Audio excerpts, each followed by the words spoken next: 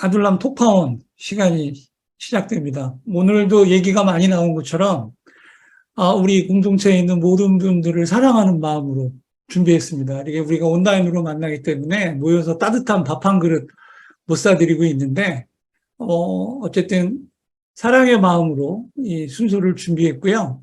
우리 온라인 공동체의 특징은 오프라인 공동체와 달리 이 글로벌 네트워크에 있다고 생각합니다. 오프라인은 뭐 뉴욕이면 뉴욕, 서울이면 서울, 전주면 전주 모이는데 우리는 5대양 6제주에서 다 모이기 때문에 거기 있는 분들이 각자 자기 나라와 최고의 관광지를 소개시켜주면 이게 우리의 큰 경쟁력이 되겠다라는 생각에서 시작됐고, 또 박선배 선배, 자꾸 선배님이네요. 형제님이. 아까 싱크롬 준비하는 실험 정신이 있듯이 이 코너 역시 실험 정신입니다. 도전 정신. 그런 부분으로 준비했습니다. 그럼 맨 먼저, 오늘 아둘람 톡파운의 헤드라인 먼저 보면서 시작하도록 하겠습니다. 잘 보이십니까? 예. 예. 저도 지난주에 배웠던 우리 박 선배님이 얘기했던 것처럼 이렇게, 화면과 영상이 동시에 나오는, 오늘의 아둘람 톡파원은, 5명의 톡파원들이 진행을 해 주십니다. 북미는 박정희 톡파원께서 한인동포 앤드류 홍 장례식 소식, 뉴스 안에 보면, 엘리자베스 2세 여왕 장례식 못지 않았다. 왜 그랬었는지 그 내용이 여기 들어있고요. 또 캐나다의 새로운 보수당 대표 피에르 폴리에르가 당선됐다. 그래서 자유당의 트루도 총리와 대결한다. 피에르 폴리에르 대표는 한국의 이재명 대표를 연상케 한다. 이런 뉴스입니다. 그리고 윤석열 대통령이 캐나다를 방문했었죠. 그거에 대한 박정희 특파원의 시각 볼 수 있겠습니다. 두 번째는 우리 박우물 특파원님이 남미 페루에 계신데요. 세계 7대 불가사의인 마추픽추 공중 도시를 이번 주 화요일 날 직접 가셨습니다. 그래서 소식 전해 주시고 또 직접 찍은 영상들을 소개시켜 주실 거고요. 세 번째 코너는 우리 상트페테르부르크의 이현희 특파원의 강화된 러시아 고주 등록제도 뉴스와 오라니엔바움, 독일어로 오렌지나무라는 뜻인데요. 러시아의 북방 정벌의 결정체인 발트해에 있는 이 관광지 안내 해줄 거고요. 그 다음에 대양주 뉴질랜드는 뉴질랜드가 어떤 나라인지 알 수 있는 낙농품 수출액 증가라는 뉴스를 보고요. 그 다음에 BBC가 선정한 죽기 전에 가봐야 될 세계 관광지 50선 중에 뉴질랜드 남섬이 제4위를 차지했습니다. 1위가 그랜드 캐년, 3위가 플로리다 디즈니랜드, 4위, 2위는 호주. 역시 굉장히 유명한 데입니다. 퀸스타운. 랜선 관광의 마음으로 가보겠고요. 그 다음에 이제 우리 김수희를 형제님이 특파원이 우리 충남의 금강, 전북의 섬진강에 있는 월정산 출렁다리랑 요강바위의 고목대쭉나무를 방문해서 설명해 주시겠습니다. 오늘 헤드라인을 알아봤고요. 첫 번째 소식은 우리 캐나다 오타와의 박정희 통신원 연결해 보겠습니다. 이동규 앵커 감사합니다. 캐나다 오타와 톡파원 박정희입니다. 오늘 전해드릴 첫 번째 소식은 토론토 한인 경찰관 앤드류 홍 씨의 장례식 얘기입니다. 지난주 괴한의 불의의 총격에 의하여 사망한 앤드류 홍의 장례 예배가 지난 수요일에 있었는데요. 이틀 전 월요일에 엘리자베스 여왕의 장례가 떠오를 만큼 수많은 사람들이 모여서 깊이 애도하는 자리였다고 전해지고 있습니다. 다른 지역에서 온 경찰관들까지 포함해서 8천여 명의 사람들이 참석했고 예배 후에는 경찰 의장대를 필두로 한 긴 수의 행진이 이어졌습니다. 예배에는 부인과 딸, 아들이 참석해서 조사를 해주셨고요. 주지사, 시장 등이 모두 참석했습니다. 그리고 순서 중에 한인 사제분이 나오셔서 기도를 해주시고 특별히 국악으로 아리랑이 연주되기도 하였습니다. 사진에서 보다시피 굉장히 건장한 체구를 지닌 앤드류 홍 씨는 유난히 성실한 경찰관이었고 유쾌한 동료, 그리고 집에서는 매우 자상한 아빠였다고 추모되고 있습니다. 이렇게 유능한 한인 동포가 불의의 희생을 당했다는 사실에 굉장히 안타깝게 생각합니다. 고인의 안식을 기원하고 유족들이 하나님의 위로를 받기를 기도하겠습니다. 다음 두 번째 소식은요, 캐나다 보수당 컨서버티브 파티의 새 대표로 당선된 피에르 폴리에브에 대한 소개입니다. 폴리에브는 그 자신의 지역구를 오타와에 두고 있는 국회의원인데 강경 보수, 파퓰리스트로 분류되고 있습니다. 아직 40대인 젊은 정치인이고요.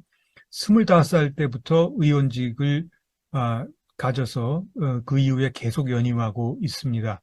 또 싸움닭을 연상시킬 정도로 굉장히 공격적인 스타일이 그의 트레이드 마크입니다.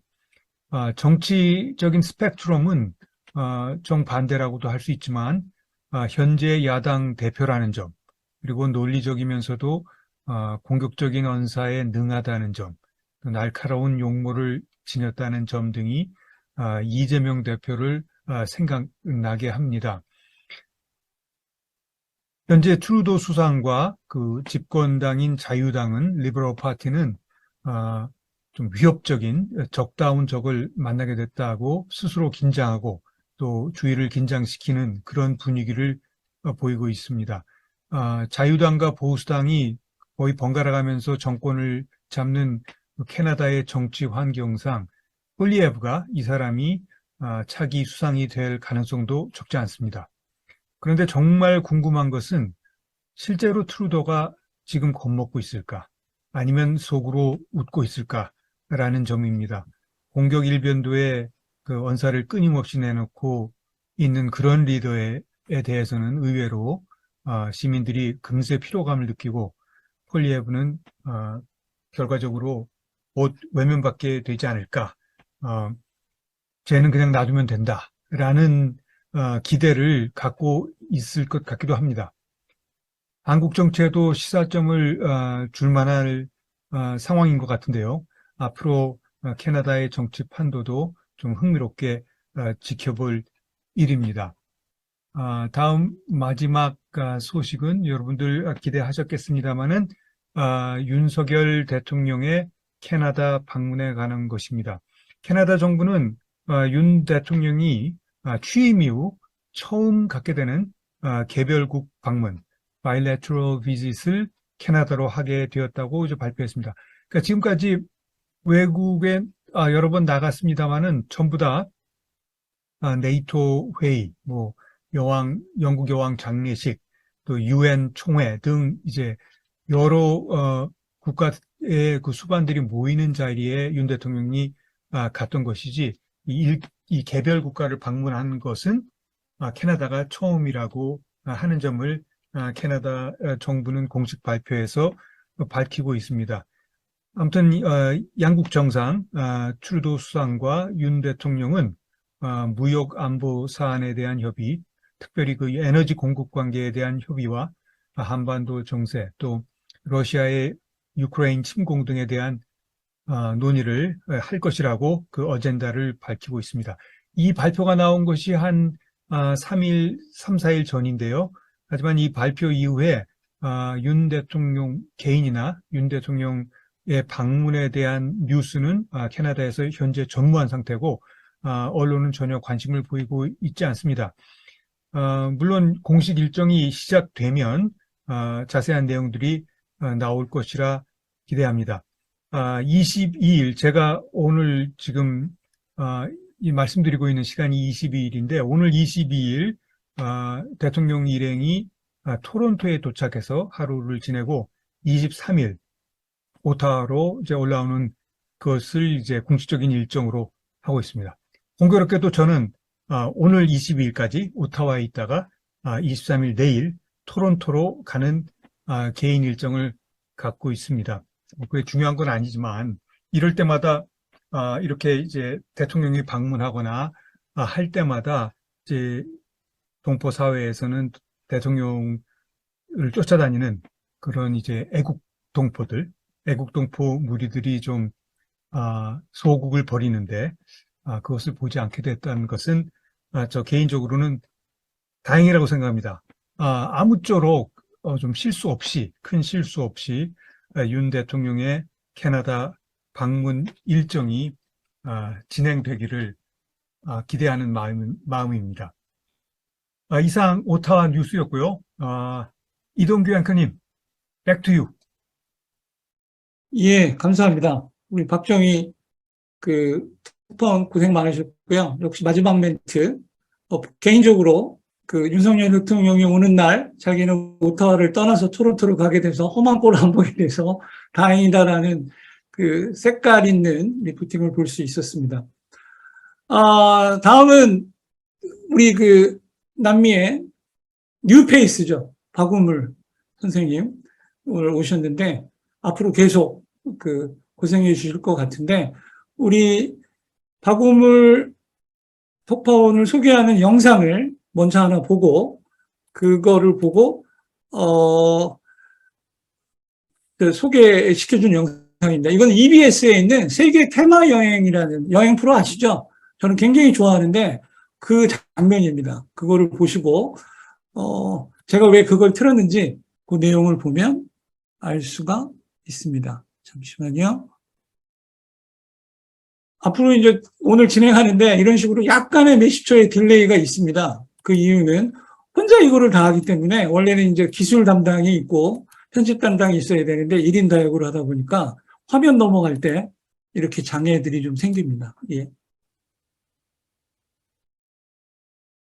싱싱하고 활기 넘치는 거리.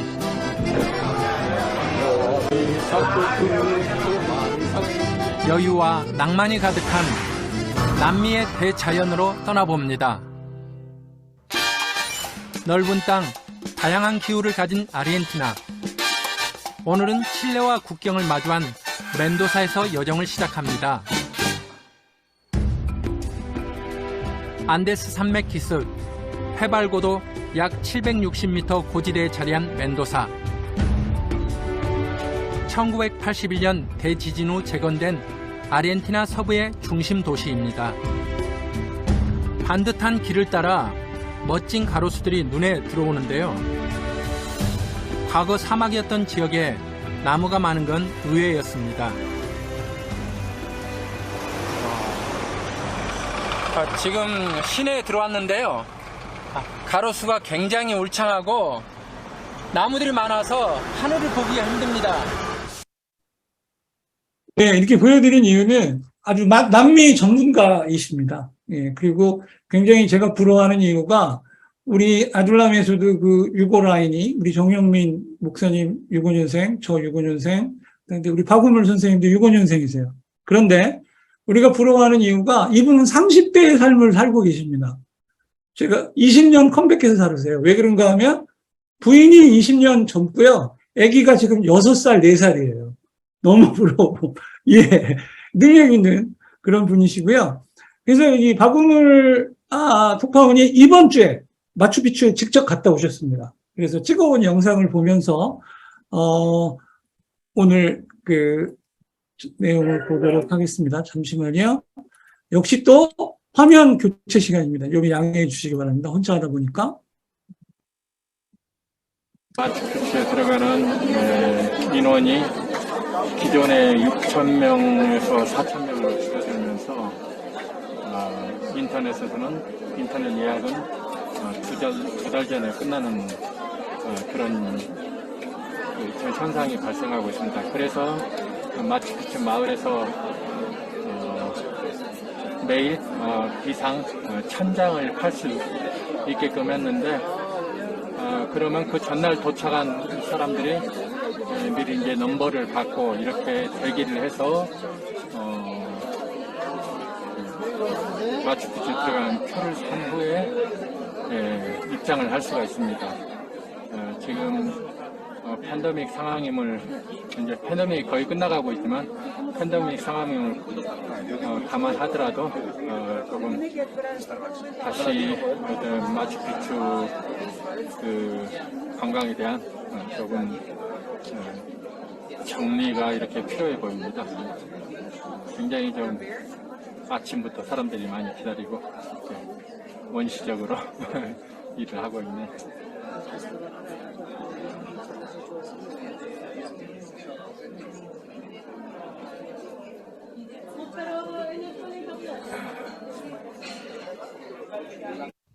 예, 박우물 형제님.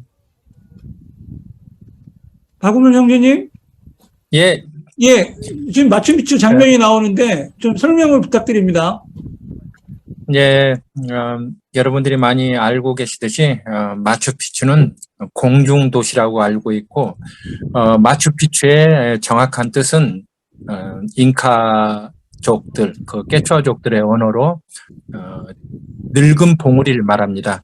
지금 저 오른쪽에 보이는 봉우리는 젊은 봉우리 와이나 피추라고 합니다. 피추가 봉우리를 말하고 마추는 늙은 봉우리, 와이나는 젊은 봉우리, 이런 뜻으로 마추픽추를 기억하면 될 것 같습니다. 세계 7대 불가사의로 뭐 이렇게들 알고 있고요.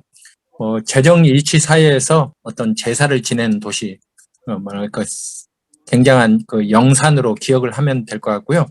그래서 이제 버진 오브 선이라고 할까, 그러니까 여기 말로 비르헨델 솔, 태양의 처녀들이 상주하고 그녀들은 결혼도 할 수 없고 이 태양 신전에 머물면서 그런 태양신에게 바쳐진 존재입니다. 6월 24일 날 태양제가 있는데요. 1년에 한 번이 있습니다. 그래서 남미의 3대 축제인 브라질 리우 카니발, 볼리비아 오르로 축제, 그리고 페루의 6월 24일 인티라이미 태양제가 이렇게 있는데요. 잉카 문명은 고려 중말과 조선 왕조 그런 종 그렇게 이제 그 기간에 걸쳐서 한 잉카가 황제라는 뜻인데 한 뭐 14대, 12대 이 정도로 생각하면 될 것 같습니다. 그래서 여기 유적들을 보면 돌을 잘 다루는 문명으로 이렇게 기억하면 될 것 같고요. 깨추아 그 말은 있었지만 문자가 없었고 철기 문명도 아니고 바퀴도 없었고 말도 없었는데 이런 그 유적들이 탄생하고 완성되었습니다. 그렇지만 일반 서민들은 흙의 문명으로 이렇게 인식을 하면 될 것 같고요. 그래서 만약에 이제 마추픽추를 관광을 하기에 쿠스코에 들리면은 잉카 문명의 그 어떤 돌의 문명도 접할 수 있지만 여전히 지금도 흙집에 살고 있는 그 흙의 문명들, 서민들의 그 문명들을 접할 수가 있습니다. 이상 아둘람 톡파원 박우물이었습니다. 감사합니다. 역시 프로의 냄새가 팍팍 나시는, 역시 EBS 방송을 진행해본 경력이 있으셔서 그 누구보다 아주 잘해 주신 것 같습니다.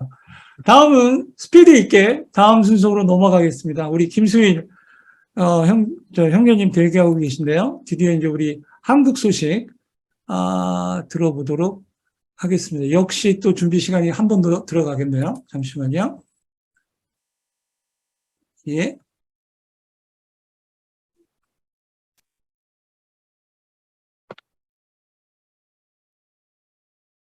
예, 김수일 형제님 지금 나와 계시죠?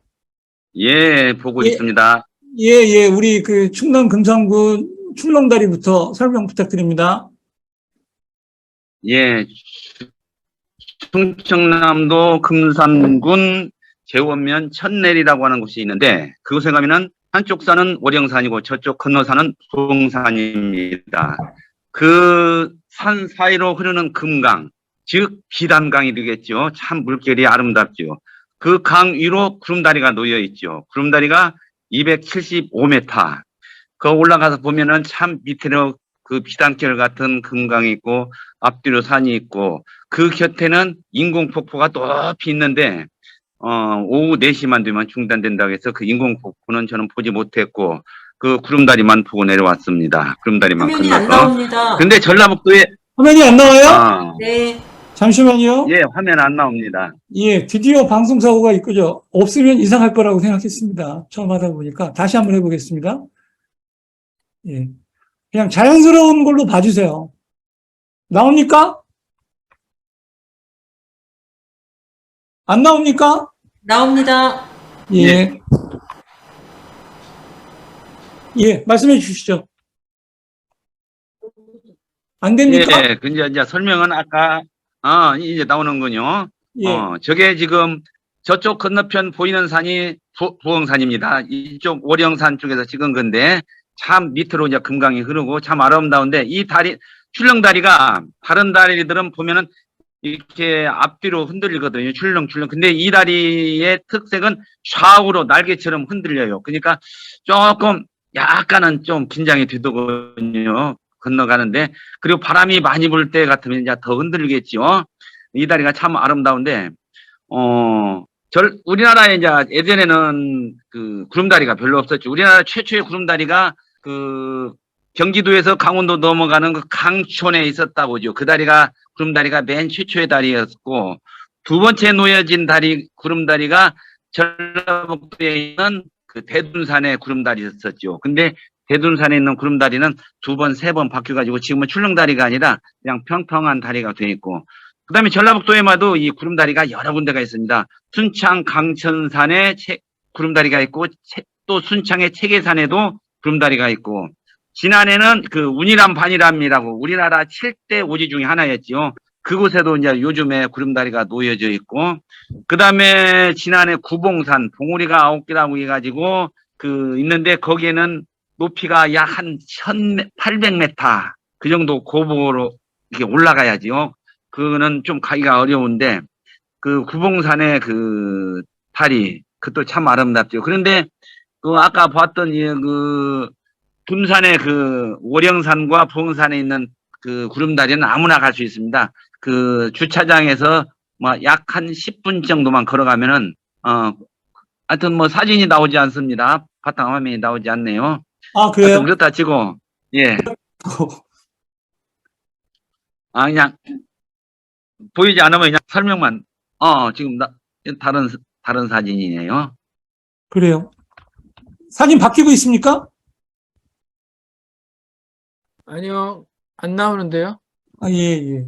죄송합니다. 왜, 다시 한번 볼게요.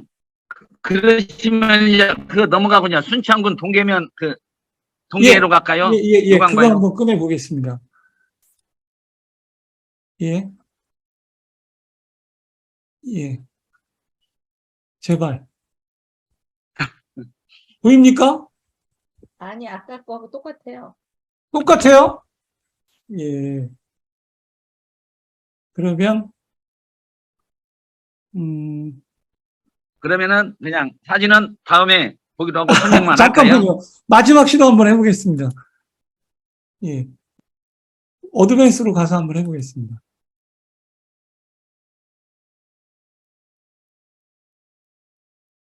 보이나요? 안 보이나요? 보입니다. 아까 그예요. 월산 보이나요? 출렁다리. 바뀌나요? 네네. 예, 예. 네, 그러면 이제 드디어 갈게요. 넘어가겠습니다. 예. 순창군 동계면 그 떼종나무. 예. 그러면 김수민님 그 순창군 장군목. 예. 예, 나왔습니다. 여기는 전라북도 순창군 동계면 그 장군목이라고 하는 곳인데, 거기에는 가면은 용골산이 있습니다. 용골산이라고 있는데, 그 산이 한쪽 면이 전체가 그냥 바위로 뒤덮여 있는데, 그 바위 사이길로 바위 면에다가 잔교를 놔가지고 그 길을 따라 올라가면 참, 거기는 섬진강이죠. 섬진강 상류 부분인데, 거기에 올라가서 보면은 참 아름답죠. 그리고 지금, 이 나오는 화면이 그 용골산에서 이쪽 한 1.5km 정도 가면은 요강바위라고 해요. 저 바위가 움푹 파여 있는데 저기를 갖다 요강바위라고 하는데, 저기에 사람이 들어가서 앉아있으면 사람이 보이지 않을 정도죠. 이것은 자연이 만들어낸 신비겠죠. 수만 년, 수십만 년을 그 물과 비와 바람이 만들어낸 자연의 조품이겠죠.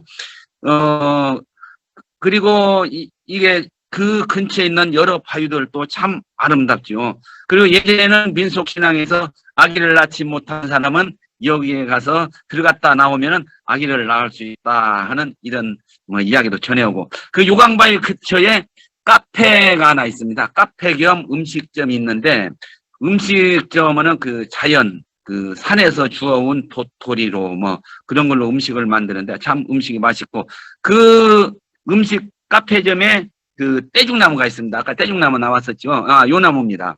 저는 이 나무를 설명하고 싶은데, 이 나무가 제가 보기에는 100년은 훨씬 넘었을 겁니다. 이렇게 속이 썩어가지고 있는데 껍질만 살짝 남았는데 저 위에 가지는 있고, 저 가지 사이에 열매 보이죠? 저 주렁주렁 수많은 열매. 저 열매가 이제 씨가 되어서 떨어지면 또 새로운 종자가 태어나겠죠. 자기는 죽어가면서도 그 자기의 씨를 남기기 위해서 저 많은 열매를 맺고 있다는 것. 우리 인간들도 그렇지 않을까 싶습니다. 부모들 자기를 희생해가면서 자기의 속은 저렇게 썩어가면서도 자기의 자식들을 키우기 위해서, 살리기 위해서, 보존하기 위해서 그 씨를 퍼뜨리고 그것들을 입히고 키우고 가르치고 하는 그 부모들의 마음. 저 나무를 떼죽나무라고 하는데 참 그 떼죽나무에게서 우리 인간이 배워야 할까 이렇게 생각합니다.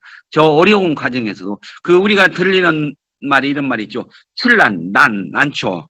난초가 물을 적게 주고 거름을 적게 주면은 더 많이 새끼를 친다고 그러죠. 왜냐하면은 그 자기의 종족을 보존하기 위해서. 사람들도 그러야겠죠. 이게 모든 식물들도 그 자기에게 어려움이 당할 때는 그 자기의 종족, 씨를 남기기 위해서 그 이 나무에서 우리가 그것을 배웠지 않나 저는 그렇게 생각합니다. 이상 전주에서 말씀드렸습니다.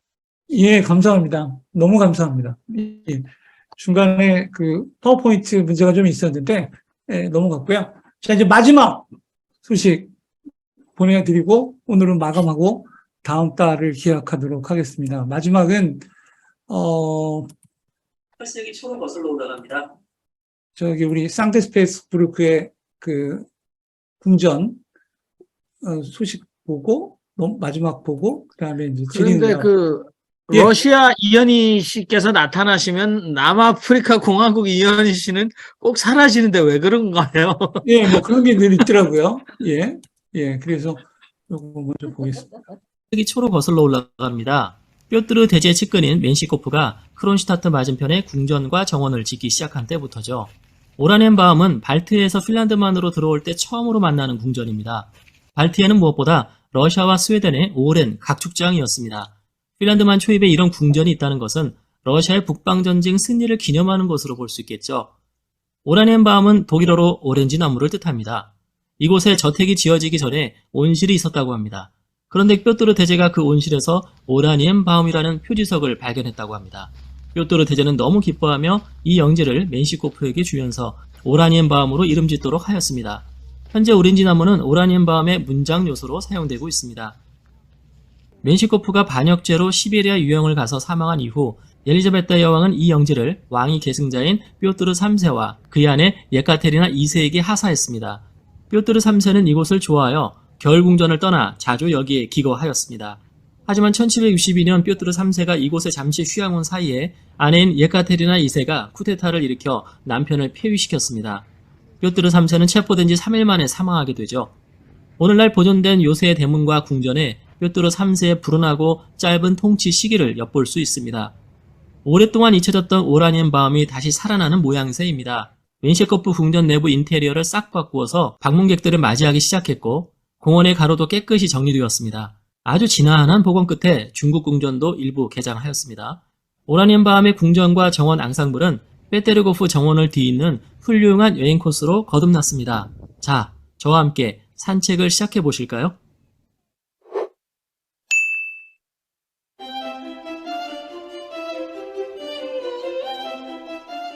이번 방문에서는 오라니엔바움 입장을 정문으로 하지 않고 후문으로 했습니다. 왜냐하면 후문에 주차장이 있기 때문입니다. 대중교통을 이용하시는 분들은 정문으로 가시면 되고 차량을 이용하실 경우에는 후문을 추천합니다. 후문으로 가실 경우 정원 산책을 먼저 하실 수 있습니다. 매표소와 안내판입니다. 안내도와 유적을 간단히 설명하는 사진들이 있네요. 드디어 표를 구입했습니다. 와, 표값이 상상 이상이군요. 공원만 보는데도 600루블이나 됩니다. 현재 러시아 환율로 12,000원 정도죠. 노동 허가증 소지자와 학생은 할인되므로 관련 증서를 꼭 챙겨가시기 바랍니다.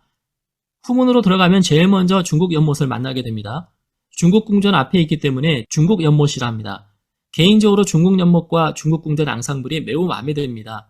이렇게 정원을 아기자기하게 꾸며놓았기 때문에 그늘에서 쉬거나 이쁜 사진을 찍기에 좋습니다.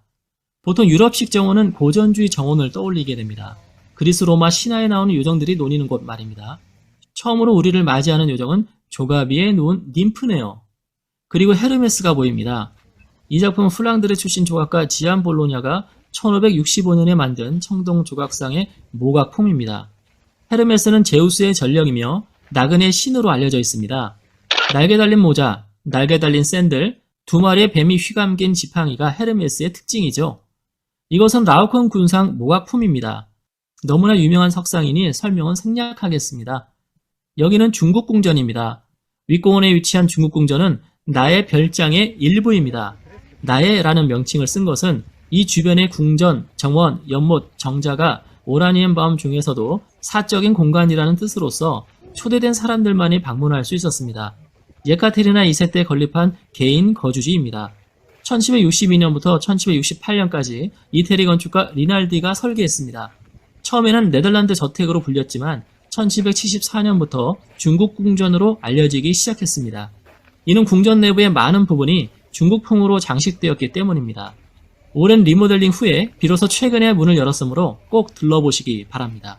중국 궁전 앞 정원에는 벨베데레 아폴론상 모각품이 세워져 있습니다. 그리고 이것은 산미신입니다. 산미신들이 춤추고 노래하는 한 세상은 멸망하지 않을 거라고 합니다. 세상이 멸망하는 것을 보고 싶지 않으시면 산미신을 기쁘게 해주어야 합니다. 지금까지 정원을 장식하는 수많은 그리스 로마 신화의 조각상들을 보았습니다. 이것은 고전주의를 숭상하는 예카테리나 2세의 취향이 반영된 결과라고 보면 됩니다. 예, 안내 영상 봤고요. 이상으로 영상은 마치고요. 우리 직접 여기 박우물 형제님이랑 김소일 형제님이 나와 계시고 하니까 뭐 질문이나 그 내용 진행하고요. 시간이 남으면 5분 정도 남으면 뉴질랜드의 남섬은 그때 보도록 하겠습니다. 많이 부족하게 준비를 했고 진행상 문제도 있고요. 특히 김소일 형제님한테 죄송합니다. 어제 저희가 만나고 리허설도 하고요. 많이 했는데 역시 당일 부분이라 사고가 생겼네요. 물어보거나 질문 혹시 있으십니까? 없으십니까? 없으시면 그냥 뉴질랜드 할까요? 질문 뭐 없으세요? 우리 잉카 문명에 있는 마추픽추라든가 그 다음에 아까 얘기한 떼죽나무와 월정 275m 출렁다리에 대한 뭐 질문 같은 거 없으신가요? 예. 질문보다도 예. 건의 아이디어. 이거 우리 아돌람 방송국을 하나 만들어야 되지 않을까 싶어요. 예. 유튜브 아돌람 방송국을. 예. 이 정도 솜씨면 아이고. 이 정도 솜씨라니요. 아까 방송사고가 나갔고, 지금 제가 속으로 망했다고 막 이러고, 다시는 이제 안 하겠다고 막 그러고 있는데, 연습할 때는 잘 됐는데, 왜 그런 일이 벌어졌는지 모르겠네요. 예. 그러면, 뉴질랜드 보겠습니다. 보고, 저는 원래 30분 전에 끝내려고 했는데, 뉴질랜드 화면 보고요. 뉴질랜드는 역시 제 나우바리가 저기 때문에, 많이 내용들이 좀 괜찮을 겁니다. 네, 한번. 예. 참고로, 뉴질랜드 남섬은 뉴질랜드 국민들도 잘 못 갑니다. 우리, 오늘 사회 보고 계시는 신성란 집사님, 남섬 여행 갔다 오신 적 있으신가요? 이미 초기에 가셨나요? 아니요, 간 적 없고 계획도 없습니다. 예. 특히 오늘 가는 데가 퀸스타운, 밀포드 사운드, 유명한 건 아시죠? 예. 뭐 자랑해. 유명한 것만 압니다. 나는 가봤어요, 나는.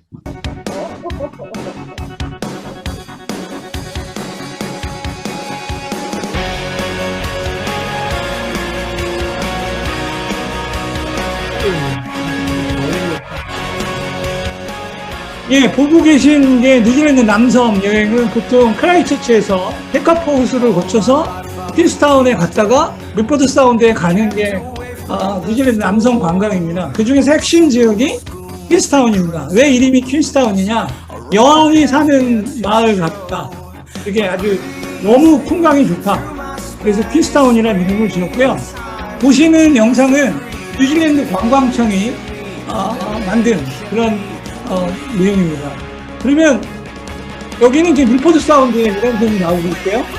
간단하게 퀸스타운 가면 꼭 봐봐야 될, 즐겨야 될 10가지에 대해서 제가 한번 읽어보겠습니다. 첫 번째는 퀸스타운은 세계에서 최초로 번지 점프가 시작된 곳입니다. 그래서 여기 가면 번지 점프라든가 스카이트 하기라든가 헬기 타는 거니까 액티비티가 있고요. 두 번째는 퀸스타운에 맛집이 있습니다. 허거버거라고요. 엄청 큰 버거인데 줄을 서서 먹는 그런 이제 또 와이너리가 있고요. 그 다음에 이제 조금 있으면 화면에 나오는데 스카이라운이 있습니다. 이렇게 곤돌라 타고 올라가서 썰매 타고 내려오는 그런 코스가 있고요. 아까 보셨던 데는 마카티 포스. 이거는 사금 채취는요, 에로우타운이라고 1700년대 후반에 중국 사람들이 가장 먼저 와서 금강이 개발됐습니다. 좀 보시는 화면에 아까 말씀드린 스카이라인, 곤돌라 타고 올라가고 썰매 타고 내려오는 그런 부분이 있고요. 그 다음에 자전거 트레일이 유명하고요. 그 다음에 골프장이 6군데가 있는데 굉장히 저렴하고 내용이 좋습니다. 그 다음에 온천을 즐길 수도 있고요. 그 다음에 헬기 관광, 그 다음에 플래노키라는 마을, 그 다음에 에로타운이라는 마을에 가서 관광하는 게 있습니다.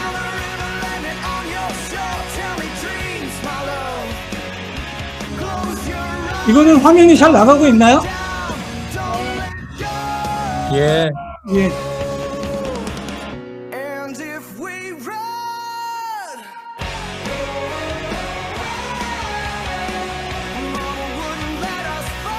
이게 번지 점프입니다.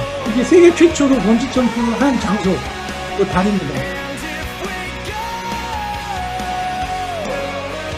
저도 이거 타봤는데요. 이 개꿀이 물이 굉장히 없어요. 그냥 사람도 건너가는 데인데 그거를 200을 타고 건너갑니다.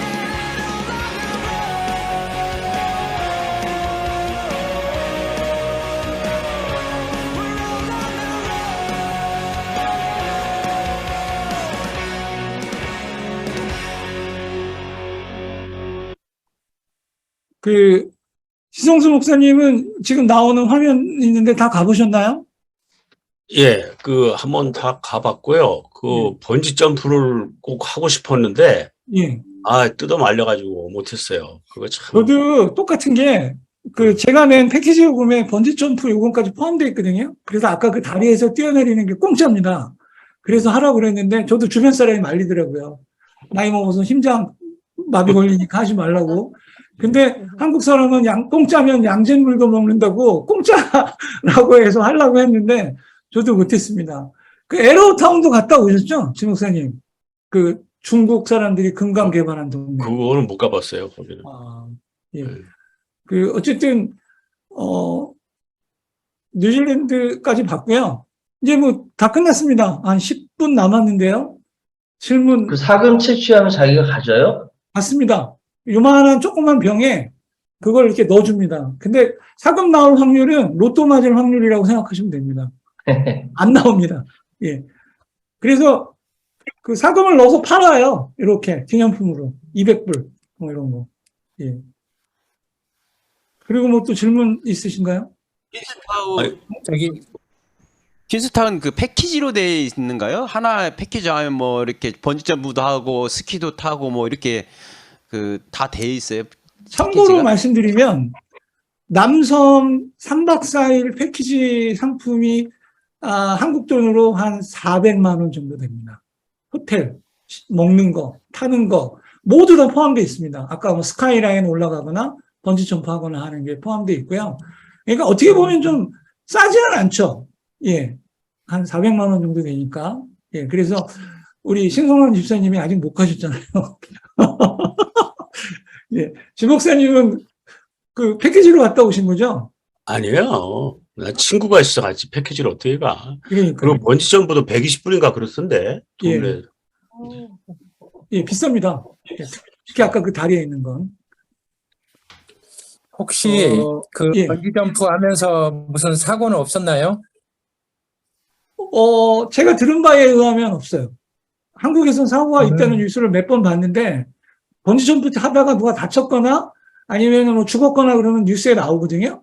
근데 제가 20년간 여기 있었는데 그런 뉴스는 없었어요. 그리고 참고로, 쿠스코에 말씀하세요.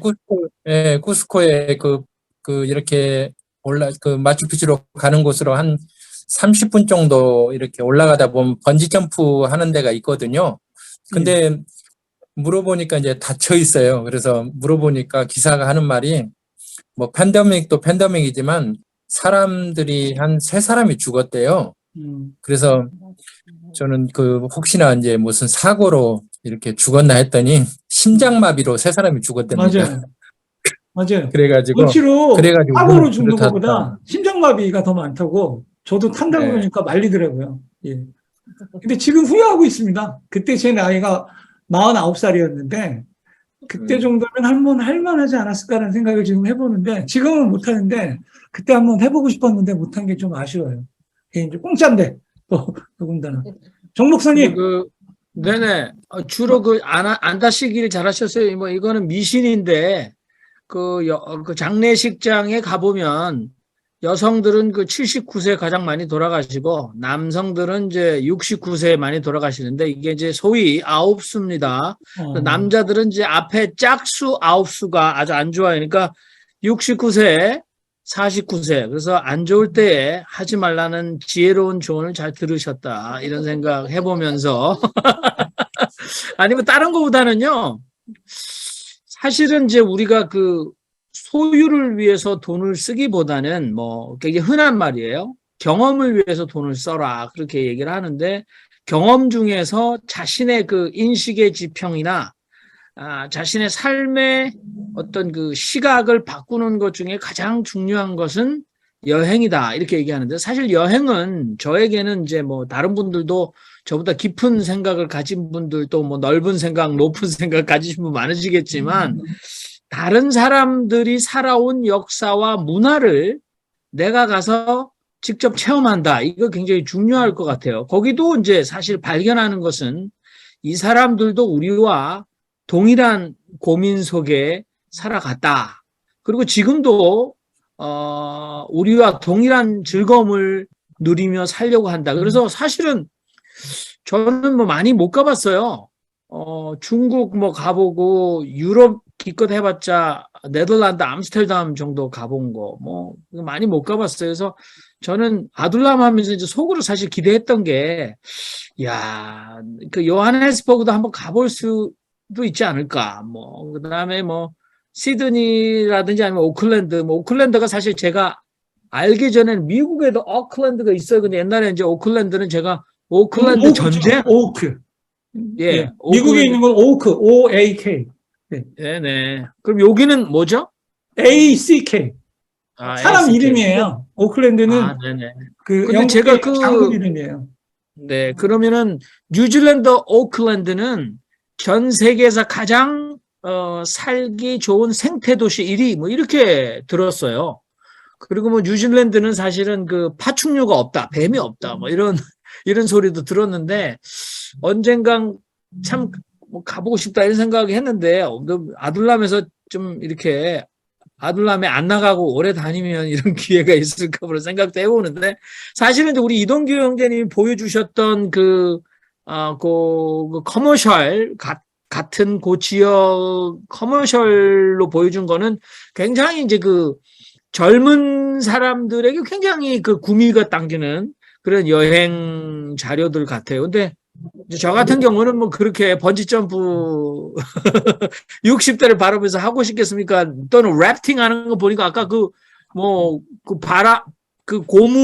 튜브 래프팅도 있었던데 고속 보트는 굉장히 바위 옆으로 굉장히 살벌하게 한국의 시장통에서 날아다니는 픽업 용달 트럭처럼 빠르게 지나가던데 굉장히 살벌할 것 같은데 괜찮아요. 안전해요. 예. 아, 그렇군요. 근데 제 얘기 너무, 네. 여행에 대해서 막 이렇게 막 돌아다니면서 뭐 신기한 거 보고 막, 와, 이렇구나. 옛날 사람들 이런 고민했겠지. 막 그런 거를 느끼는 사람도 좋아하지만, 느끼는 사람도 있겠지만, 저처럼 어디 가가지고 그냥 꼼짝 않고 그냥 편히 쉬는 거를 좋아하는 사람도 있거든요. 그게 사람마다 다 다른 거 아니겠습니까? 뭐 어쨌든 그래서 제가 사실 그래서 제 처 같은 경우는 아이들 데리고 50일 동안 인도 무전 여행을 다녀왔는데 저는 잘 다녀오라고 막 박수를 쳐줬죠. 저 혼자 총각 생활을 하면서. 근데 그런 걸 좋아하는 사람이 있는가 하면 아무 데나 안 가고 그냥 편히 어디 여행지 같은 데 가면 그냥 편히 아무 생각 없이 쉬는 걸 좋아하는 사람도 있단 말이죠. 그런 거 생각 안 하시나요? 예, 예. 저는 개인적으로 오늘 이걸 준비하면서 느꼈던 게, 여기 오늘 박우물 형제님 나와 계신데, 이거를 기회로, 인연으로, 여기 있는 분들이 페루에 있는 마추픽추를 한번 관광해 보시면 어떨까. 근데 비용이 의외로 굉장히 저렴합니다. 비행기 타고 그 페루 리마의 공항에 내리면 숙박료랑 이동이랑 가이드랑 마추픽추 올라가는 수속이랑 모두 합쳐서 2,500불 정도면은 다 된다라는 수준인 것 같아요. 그리고 그 전에 우리 멤버들이 일단 옛날에 이현희 씨 러시아에 우리가 랜선 관광 그때 뭐 10,000원인가요? 20,000원인가요? 매고 했듯이 그런 거라도 사전 답사 가면은 이런 내용이 있고 뭐 한다라는 부분들을 한 10개 정도, 세계 명승지 그런 거 뭐 페루도 있고 유럽도 있고 그다음에 뉴질랜드, 호주 뭐 그런 부분 한번 우리가 재밌게 해보면 어떨까. 그러니까 최요한 형제님은 직접 안 가더라도 그냥 랜선으로 인터넷으로 그냥 가는 거는 편하시니까 좋지 않겠습니까? 예? 앉아서 예 가본 것처럼. 예 그리고 시간이 없으니까 오늘 특별히 오셨으니까 박우물 형제님 질문 좀 해주세요. 남미라든가 페루라든가 마추픽추에 대해서 없습니까? 질문이 아니라 예. 얘기를 좀 해주셔야지. 거기서 뭘 하고 사시는지, 예. 어떻게 그러면 우리 지내시는지. 박우물 선생님이 자기소개 그냥 좀 해주세요. 예, 네, 안녕하세요. 예, 우리 이동기 형제님을 통해서 여기에 이제 인사드리게 됐습니다. 저는 지금 제 아이디가 레일 아트 박우물로 되어 있는데, 한국에 계시는 분들은 좀 아시겠지만 2000년도부터 지하철 예술 무대라고 그런 어떤 이제 공공 시설을 활용한 그런 이제 공공 공연 예술이 활동이 진행이 됐습니다. 그리고 인천공항에도 지금 보시면은 그 무대가 만들어져 있고, 그러니까 전국의 철도와 지하철, 뭐 공항 그리고 터미널 그런 쪽 활용한, 그 당시에 그러니까 버스킹이라고 봐야 되나요? 그래서 그런 공공 공연 예술을 처음으로 이제 한국에 도입하고 실제 저는 공연도 하고 기획자이기도 하지만 공연도 하고 뭐 그래서 EBS에서도 소개할 때 공연 예술가로 소개가 되어 있지만, 그래서 포크 싱어송라이터고요. 그리고 학부에서 전공은 문예창작 소설 전공을 했습니다. 그래서 지금 올해 아니면 내년 정도 등단을 목표로 지금 장편 소설들을 지금 써가고 있고요. 그리고 페루에서 페루라고 소개가 되어 있지만 실질적으로는 저는 이제 라틴 아메리카, 중남미, 카리브 이렇게 포함해서 다 거의 스페인어로 다 통일이 되어 있으니까요. 브라질만 포르투갈어를 쓰고, 그래서 포르투갈어는 따로 지금 공부하고 있고, 특히 중미, 남미, 카리브 해 중에서 남미 쪽 전문가로 뭐 자타가 좀 이렇게 그렇게 뭐 그냥 남미 여행에 대해서는 한 손가락 안에 꼽는다고 그렇게 좀 자타가 제 입으로 말하기가 좀 쑥스러운데, 예, 그렇습니다. 그래서 문학을 하는 사람이고, 그다음 또 그렇게 음악을, 저는 이제 월드 음악이라고 해야 되나요? 그런 세계 이제 포크 음악, 그런 월드 음악을 하고 있고요. 그리고 라틴 아메리카 그 여행가이면서 뭐 여행 플래너로 활동하고 있습니다. 예, 반갑습니다. 예, 감사합니다. 지금 이제 5분 남았는데요. 준비된 뉴스가 2개가 있었거든요. 근데 그걸 다음으로 넘겼는데 그냥 그 뉴스를 볼까요? 어떻게 할까요? 이제 한 가지만, 박우물 형제 예. 한 가지만 물읍시다. 세상에 좋은 거는 혼자 다 하는데, 어떻게, 그렇게 하면서 어떻게 먹고 살 수 있어요? 정말 궁금하네요. 글쎄요, 돈하고는 상관없이 좀 살아왔는데요. 저랑 오래된 그 음악 지우가 있었습니다. 그 관악 캠퍼스 음악 그 차석으로 들어갔던 친구인데 그 친구가 저한테 한 소리를 해요.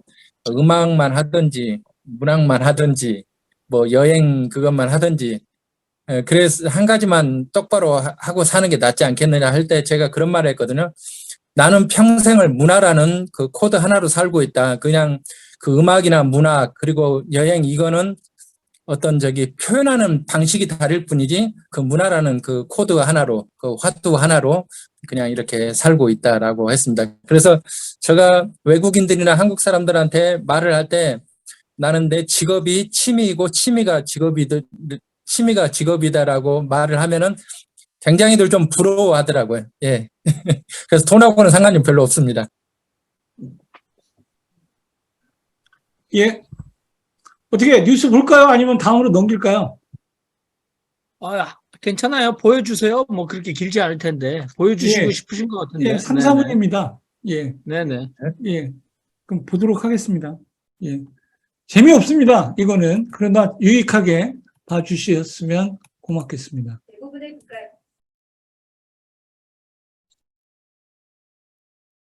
왜 그런가 하면 이거 준비하신 분이 또 고생하셔서 보내주셨는데 이게 이번에 또 안 나가면 그분한테 또 죄송하잖아요. 대부분의 국가에서 외국인의 체류 자격에 대해 엄격한 규정을 두고 있는데요. 러시아 또한 규정이 까다로운 것으로 알려져 있습니다. 최근 러시아를 둘러싼 급격한 정세 변동으로 인해 한국인들의 러시아 체류 시 더 큰 주의가 요망되고 있습니다. 한국은 국제사회의 일원으로서 러시아 우크라이나 사태로 인한 러시아 제재에 동참한 바 있습니다.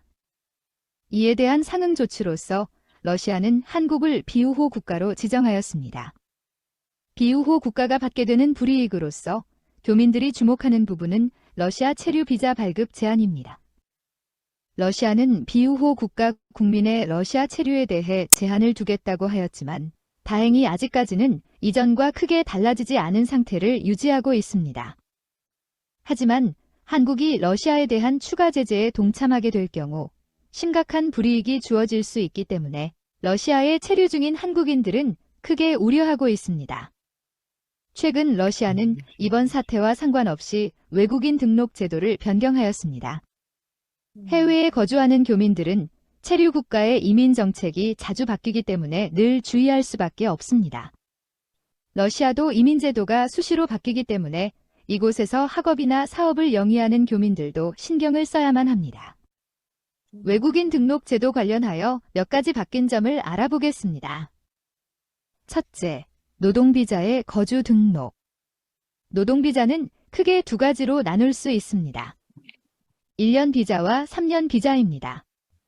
3년 비자가 세금을 더 많이 내야 하지만 제출 서류를 간소화해주고 3년 체류를 보장하기 때문에 최근 교민들이 체류 자격을 3년 비자로 변경하고 있는 추세입니다. 작년까지는 비자 기간만큼 거주 등록을 해주었지만 2022년부터는 1년만 거주 등록을 해주고 매년 연장해야 한다고 합니다. 또한 올해부터 외국인들은 지문을 날인해야 하며 매년 건강검진 확인서를 제출하도록 되었습니다. 러시아에서의 외국인 체류 규정은 점점 엄격해지고 있으며 그에 따른 비용도 증가할 수밖에 없어 교민들의 고충은 점점 커지고 있습니다. 예, 이거는 이현희 형제님이 직접 손수 작업하고 그 나레이션도 AI 목소리로 직접 만드셔갖고 100% 제작해서 저희한테 주셨던 내용이었습니다. 이제 마지막 하나 2분짜리 있습니다. 이건 제가 직접 라이브로 하는 거니까 어차피 준비된 거니까 그냥 마저 끝나겠습니다. 예, 죄송합니다. 어드밴스로 들어가서 아까 여기서 에러가 났었거든요. 근데 왜 에러가 났는지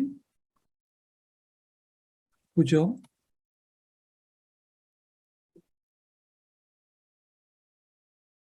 보이십니까? 네. 예.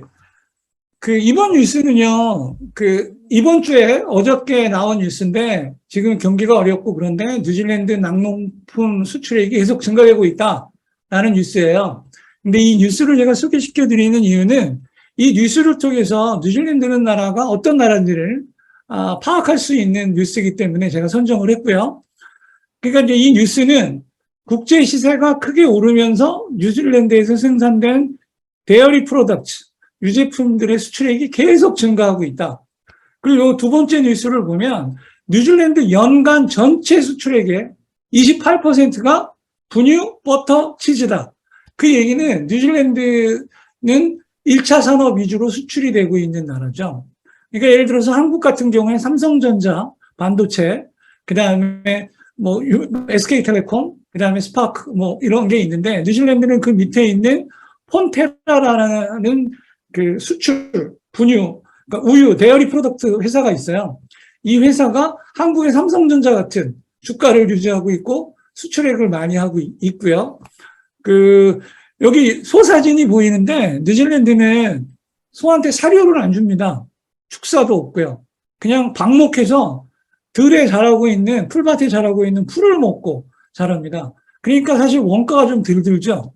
그리고, 국제적으로 좀 인정을 받는 게, 이렇게 순수한, 퓨어한, 그러니까 환경에서 풀만 먹고, 우유가 생산되기 때문에 뉴질랜드를 우유의 중동, 이렇게 얘기합니다. 왜냐하면 국제시장에서 특히 중국 시장이 좋을 때 뉴질랜드가 분유를 수출해서 번 돈이 엄청났거든요. 그래서 유럽 국가도 흉내를 냈고요. 그러니까 분유와 버터, 치즈의 수출 물량은 전년 대비 9.1%가 감소했지만 국제 시세가 요새 좋아서 결국은 수출액은 28%가 증가했다. 물론 여기에 이제 미국 달러 강세가 영향이 있는 것도 있겠죠. 그러니까 이 뉴스를 통해서 뉴질랜드가 1차 산업 위주의 수출을 하고 있고 그중에 젖소를 통한 그런 산업이 국가 1위 상품이다라는 것을 알 수 있는 그런 뉴스였습니다. 네, 이상입니다. 자, 어쨌든 오늘 톡파원 코너 모두 진행한 건 오늘 마치도록 하겠습니다. 감사합니다.